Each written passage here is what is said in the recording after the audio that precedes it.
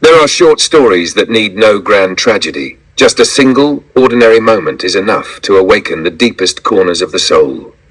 Who is the Culprit by Vũ Hải is one such slice of life.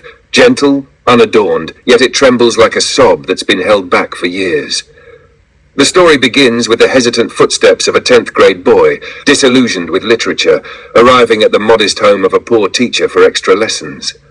A classroom roofed with rusting tin sheets, wobbly mismatched desks, and stacks of old books resting directly on bare cement floors.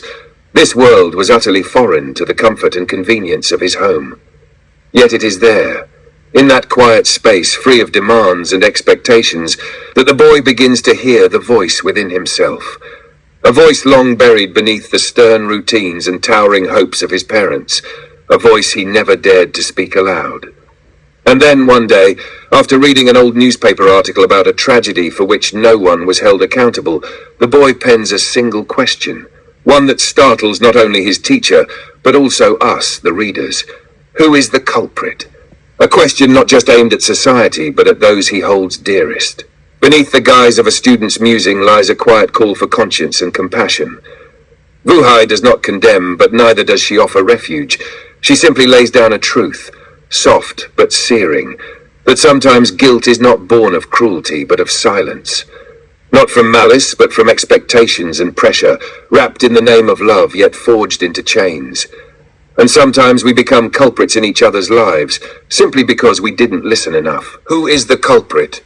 By Vũ Hải. It all happened more than 25 years ago. Tu was a poor student, struggling with many subjects. Oddly enough, his parents, both sharp-minded, high-achieving people, insisted he take extra lessons in literature, the very subject he dreaded most. He didn't understand why, and he didn't like it either. But as with all things in life, the appointed day eventually arrived. The day his mother reminded him again and again to prepare carefully, because he would meet his new tutor for the first time. That afternoon, his mother drove him deep into a narrow alley of a working-class neighborhood. "This is where your literature tutor lives," she said. "Her name is Miss Trang. She teaches at a public high school in the city, used to write for newspapers, maybe even published a few books. Miss Trang's house was poor, unapologetically so. Her furniture was a jumble of odd chairs and mismatched desks. Some were long, others short, some barely standing upright, groaning under age and wear. These weren't classroom desks, just whatever she could salvage to give her students a place to sit." Tu lowered himself into one of the rickety chairs and let his eyes wander. The ceiling had no plaster. Sunlight pierced through the rusted tin roof, sending sharp golden threads through the dusty air, landing in a stripe of light on the blackboard. It was the first time Tu had seen a teacher's house look so poor, so bare. And this was a literature teacher, one who worked in the heart of the city.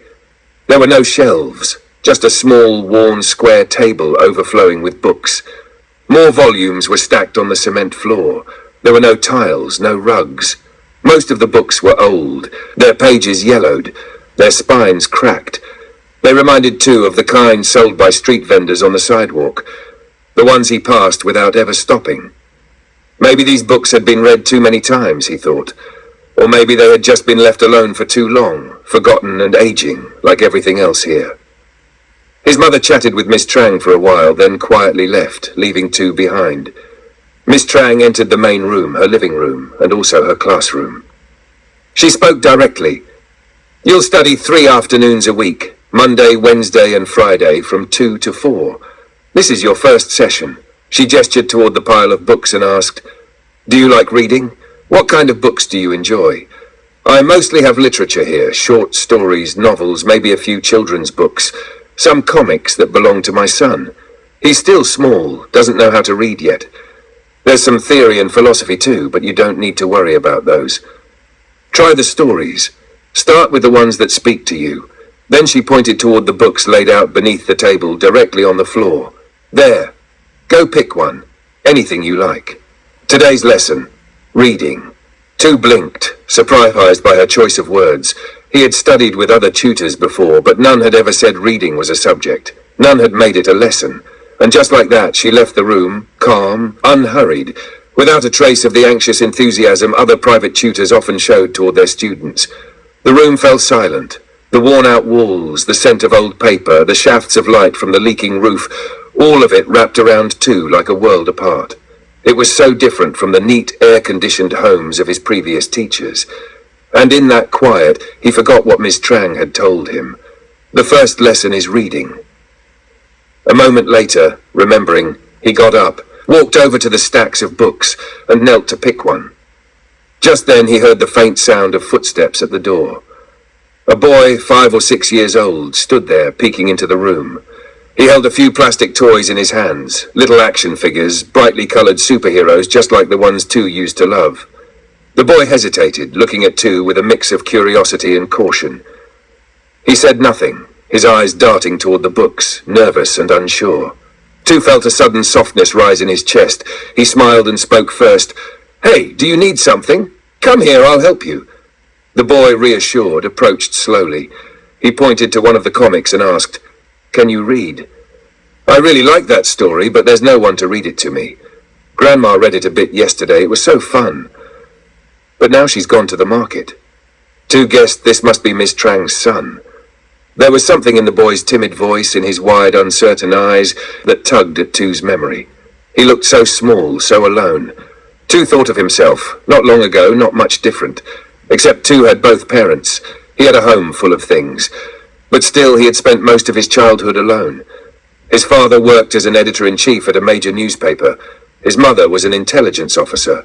They were never home. Or if they were, it was only briefly. Early mornings, late nights, long trips, sometimes they'd disappear for weeks at a time. Tu was raised mostly by his grandmother, old, fragile, unable to play or even pretend to understand the little games he loved. He looked at the boy and asked gently, "What's your name? How old are you? I know how to read. Pick one you like, I'll read it to you." The boy's face lit up. "My name is Trung," he said quickly, though he never got around to answering the other question. He reached for a book in the stack and handed it to Tu eagerly. It was titled, "The Story of the Shell Fairy." From that moment on, Tu and the boy became close, closer than many real brothers. But they didn't always have the chance to play. After that first meeting, Miss Trang began guiding Tu through the craft of writing essays. She would let him write freely, then patiently correct each piece as he watched. Tu's essays were short, frustratingly so. He was a weak student, lacking both ideas and motivation. Often his assignments didn't even fill a single notebook page. Miss Trang would gently remind him to focus more, to try harder, to stretch his thoughts so they'd at least reach the lines at the bottom of the page. Once, twice, then 3 times. Tu finally managed to write a full page and a half. But ironically, those were the essays he most dreaded letting his parents see. They were full of red ink. Miss Trang's pen didn't spare a corner. Her corrections flooded the page like waves over sand. It was almost as if the red markings outweighed his own writing. Each time, Tu blushed with shame. He didn't know whether to be embarrassed or just disappointed in himself. And yet, every time, Miss Trang would offer the same curious comfort. "If you see this much red ink after I mark your paper, it means you're improving. It means your writing has life, has ideas. But if I can't mark anything, can't fix anything, that's when the essay is truly hopeless. Do you understand?" Her teaching was nothing like what he was used to. She didn't scold or pressure. She rarely dictated what to write, but instead asked him to sit with the silence, think for himself, read what moved him, and write as he truly felt. "Don't copy the book," she once told him. "Read to understand, not to imitate." Sometimes, she would say, without anger, just with her usual calm, "This is my home, and I teach here in my own way. You don't need to be rigid. If you're tired, say so. If your head's too full, if nothing's coming out on the page, just tell me. I'll let you rest, or go play with Trung in the next room, or read something different. As long as you're quiet and stay until your parents arrive, you're free." But despite her gentle offers, Tu never once dared to say he didn't feel like studying. Even though, deep down, he often did. Especially when the writing prompts came straight from the textbook, those dry, lifeless topics from the 10th grade curriculum. They bored him to the core. And each time one appeared, he would just sit there, staring blankly at the page, mind utterly empty. But Miss Trang always sensed it. She would smile and say, half teasing, "Bored already, aren't you? Then take a break. No one's forcing you to sit there like a statue. But next week, if your school teacher gives the same prompt, remember what I taught you. Outline it and do your best to write at least one page, even if the topic's dull. Even if you hate it. Write it anyway. Don't make your poor mother worry." Tu knew she was right. But in that moment, in that hot little room, the words still refused to come. He got up from his seat, pretending to look for a book. He grabbed one at random, then turned to Miss Trang. "Can I take a break? Just for a little while?" She nodded. Tu slipped out of the room, book in hand. Trung was in the other room, crouched on the cement floor, playing by himself. When he saw Tu, his face lit up with joy. "You're done studying? Come play superheroes with me. You be one team, I'll be the other." Tu looked down. The little boy had already arranged his red and blue figurines into two armies, carefully placed on the bare floor. He looked thinner than before. His legs were covered in scabs, but he still knelt and crawled around, completely immersed in the game. Tu dropped the book and joined him on the floor. As they played, he noticed Trung scratching his legs again and again. Tu paused the game and asked with concern, "Why are your legs so scratched up? Do you have any antiseptic?" "I can put some on for you." Trung pointed toward a small glass cabinet. "Grandma said it's in there. I don't really know." Tu opened the cabinet and found a bottle of red antiseptic and a roll of cotton. He searched for a toothpick, wrapped some cotton around the end, dipped it in the liquid and carefully dabbed it onto Trung's legs. The boy lay quietly across Tu's lap, trusting still. In that moment something shifted. The itching stopped, the pain dulled, and in its place bloomed a kind of happiness, soft, fragile and real, like being cared for, like having an older brother. When Tu's mother finally arrived to pick him up, he didn't want to leave. He said goodbye to Trung, then stepped into the other room to quietly thank Miss Trang and went home. As the days slipped by, Tu slowly grew used to Miss Trang's way of teaching. He no longer dreaded his tutoring sessions in literature, especially now that he had Trung to look forward to. The boy's quiet presence, his innocent joy, his longing for companionship, they stirred something familiar in Tu. It was as if Trung was living a childhood Tu had once known all too well. Sometimes, when his mother had to drop him off early, or when she or his father came late to pick him up, Tu would have more time to play with Trung. And oddly, even though he was in 10th grade, 10, maybe 11 years older than the little boy, he never once felt bored or awkward. In fact, he relished it. Every moment spent with Trung was like rediscovering a piece of himself. When Tu was little, all he ever wanted was someone to play with. But his grandmother, though loving, was old. She didn't understand his toys, didn't know how to join his imaginary games. And instead of playing along, she would scold him for not studying, threatening to tell his parents so they would throw away his toys or stop buying him more.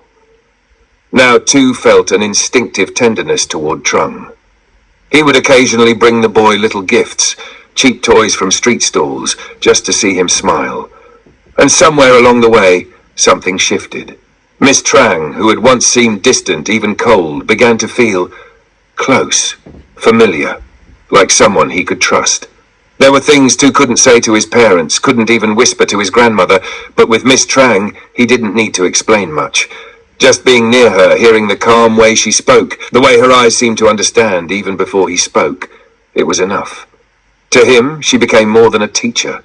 She was like a second mother, a quiet one, a kind one. And strangely, the tiny, cluttered, stifling house, once so unfamiliar, no longer felt suffocating. It felt warm, it felt safe. Time passed. Almost a year had gone by since he first came to her door. Miss Trang was, in many ways, extraordinary. She had a way of sensing when something was off in him, even when he said nothing. She would smile, tilt her head slightly and ask, "So, what happened now, my little student? Got scolded again at home, didn't you? Do you want to take a break? Clear your head a bit before we begin?" But Tu never took advantage of that kindness. He didn't ask to skip lessons. Still, the truth was, every day he carried something heavy inside. His father, if not away on assignment, would shove a stack of newspapers in front of him first thing in the morning. "You'd better read all of it," he'd say. "I'll be checking tonight, and don't you dare pretend you read it if you can't tell me what's on the pages." His mother, meanwhile, would hand him clipped reports from the security office, real case files of crimes, incidents, and social issues. She wanted him to summarize them, write them, learn how to deliver fast, accurate information.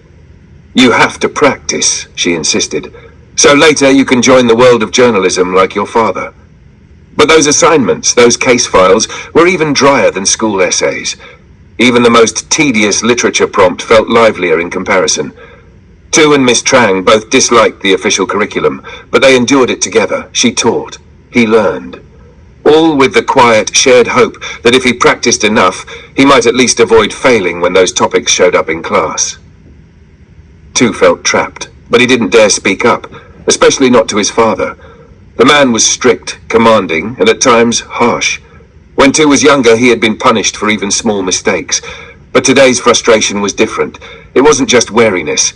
It wasn't the kind of passing annoyance he had learned to carry like an old bag. It was sharper, deeper. He didn't understand his parents anymore. Why did they push him so hard? Why were they so convinced that their path had to become his?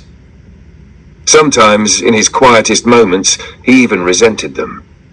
Maybe life would be better without them. Maybe then I could be free, to read what I wanted, to write what I felt, to be left alone. He didn't want to read about criminals every morning, didn't want to write about thefts and frauds and murders, didn't want to live in the shadow of their ambition, their rigid plans. At first, he had thought they only wanted what was best for him, that they wanted him to follow in their footsteps, that they loved journalism and believed he should love it too. But now he wasn't so sure. The more they pushed, the more he wanted to rebel. He hated their pressure, hated their certainty, hated how they never listened when he stayed silent. More than once, he had wanted to tell Miss Trang everything, but something held him back. He had heard she used to study at the same university as his parents, that she used to write for the same paper his father now managed. She's probably just like them, he thought. Better not say anything at all. Miss Trang quietly approached and tapped her fingers gently on the table, 3 times, just enough to pull him back from his thoughts. What's wrong? You've been sitting there all this time, not writing, not speaking, not asking to take a break either. Fine then, I'll give you a topic to write about. Though by the look on your face, I doubt you're in the mood for reading today. Tu nodded, a little embarrassed. Yes, I can write something. Please give me a prompt. He didn't explain anything, and she didn't ask. Instead, she simply picked up his notebook, opened a clean page, and wrote 3 soft words in the middle. Free topic. There. Write whatever you want. Whatever's inside you right now. Put it on the page. No flowery phrases, no made-up stories, just truth. And then, without another word, she stepped out of the room, leaving him alone with the silence and the white paper. It was the first time in all his years of school that someone had given him a writing prompt like that. And strangely, it felt like a door had opened, like something tight in his chest was beginning to loosen. He picked up his pen and wrote. Line after line spilled out, rushed, raw, unpolished.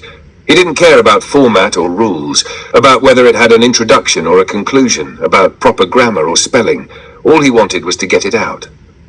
It had started that very morning, when by pure chance, while flipping through one of the many newspaper piles his father always left lying around the house, Tu had come across a story. It wasn't even in the city paper. It was from a small provincial journal. The headline read, "Who is the culprit?" The article described a psychiatric hospital on the outskirts of the city, a place so forgotten that not even the flood made headlines in the city's major newsrooms. The tragedy had happened nearly a month ago. A flood, a night of relentless rain. The hospital's isolation rooms, where the most mentally unstable patients were kept, had been locked from the outside, thick metal chains. Who had locked those doors? No one claimed responsibility. Who had been on duty that night? No one remembered. Where were the nurses, the doctors? No one knew, no one answered, no one looked back. When the waters finally receded the next afternoon, they found over a dozen corpses, trapped, drowned, behind chains.